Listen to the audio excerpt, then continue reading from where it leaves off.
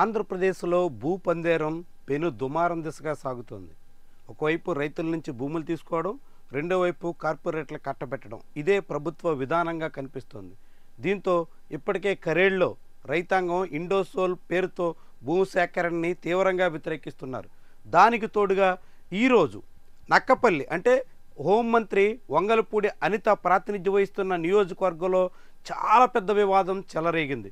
ముఖ్యంగా అక్కడ bulk drug park పేరుతో భూములు తీసుకోవడాన్ని రైతులు మత్స్యకారులు తీవ్రంగా వ్యతిరేకిస్తున్నారు.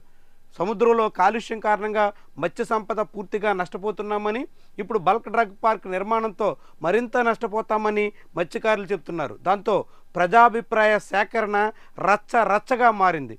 అనేక రకాల వివాదాలకు కారణమైంది. పోలీసు పహారా మధ్య ప్రజాభిప్రాయ సేకరణ జరిపాము అని ప్రభుత్వం చెప్పుకోవాల్సి వచ్చింది. ఒకవైపు పాయకరావుపేటలో అలాంటి పరిస్థితి ఉంటే, సరిగ్గా అదే సమయంలో విజయవాడలో లూలు మాల్ కోసం భూములు కేటాయించడాన్ని తీవ్రంగా వ్యతిరేకిస్తూ పౌరవేదిక ఆందోళనకు పూనుకుంది. విజయవాడ నడి బొడ్డులో విలువైనటువంటి స్థలాన్ని ఎటువంటి బిడ్డింగ్ కూడా లేకుండా లూలు లాంటి సంస్థలకి కట్టబెట్టడాన్ని పౌరవేదిక ఆధ్వర్యంలో పలువురు తీవ్రంగా తప్పుపట్టారు. ఇట్లా నక్కపల్లిలో భూసేకరణని వ్యతిరేకిస్తుంటే, విజయవాడలో భూ పందేరానికి వ్యతిరేకంగా ఆందోళన ఏకకాలంలో సాగింది. చాలా ఆశ్చర్యకరమైనటువంటి విషయం. సరిగ్గా ఇదే సమయంలో ఏపీ హైకోర్టులో లూలు మాల్కి భూములు కేటాయించడాన్ని సవాల్ చేస్తూ పెద్ద స్థాయిలో పిటిషన్లు దాఖలయ్యాయి. దాని మీద ఏపీ హైకోర్టు విచారణ జరిపింది.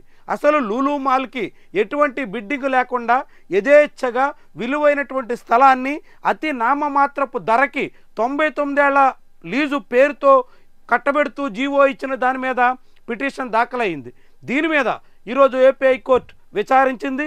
రాష్ట్ర ప్రభుత్వానికి నోటీసులు ఇచ్చింది. బిడ్డింగ్ లేకుండా ఎట్టా భూములు కేటాయిస్తారంటూ ప్రశ్నించింది.